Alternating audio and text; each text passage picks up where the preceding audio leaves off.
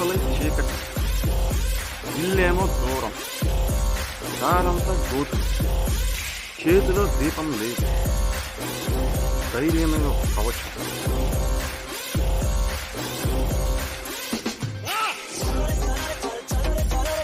దేశపు సంపద ఖనిజాలు కాదు, నదులు కాదు, అరణ్యాలు కాదు, కలల ఖనిజాలతో చేసిన యువత.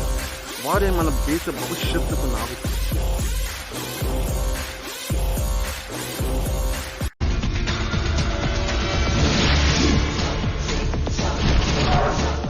ప్రభుత్వంతో పరిచయించుకోవటం మన హక్కు.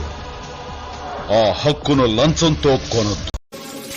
ఎందుకంటే మన హక్కుల కోసం పోరాడే ప్రజల రక్షణను గురించే ప్రభుత్వాలకు ఇదే మన మాట. రాహు పట్టిన పట్టు ఒక సెకండ్ అఖండమైన లోక బాంధవులు అసలే లేకుండా పోతారా? మూర్ఖుడి గడియారంలో ముళ్ళు కథలు నీకుందంటే ఖడాగమనం అంతటితో తలకిందులైపోతుంది.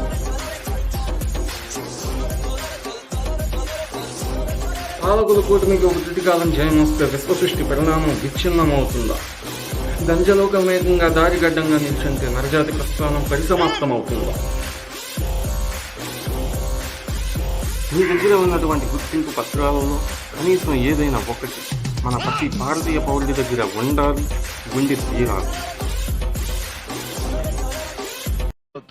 అవేం కార్డులంటే ఓటర్ గుర్తింపు card, Aadhaar card, PAN card, సేవా గుర్తింపు కార్డు, ప్రత్యేక వైకల్యం ఐడి కార్డు, బ్యాంక్ పాస్బుక్ లేదా పోస్ట్ ఆఫీస్ పాస్బుక్, ఆరోగ్య బీమా smart card, passport and driving licence cards, NPR కింద ఆర్టీఐ జారీ చేసిన స్మార్ట్ కార్డు, అలాగే పెద్దవాళ్ళకి పెన్షన్ డాక్యుమెంటు, ఎంపీలు, ఎమ్మెల్యేలు, ఎమ్మెల్సీలు, ఎన్నికలకు అధికారులు జారీ చేసిన ప్రత్యేక గుర్తింపు కార్డులు, అలాగే ఉపాధి హామీ జాబ్ కార్డు.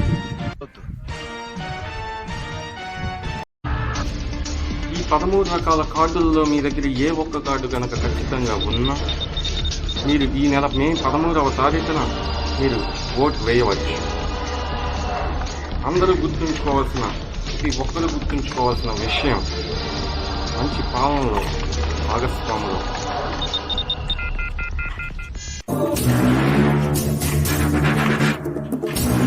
జై హింద్.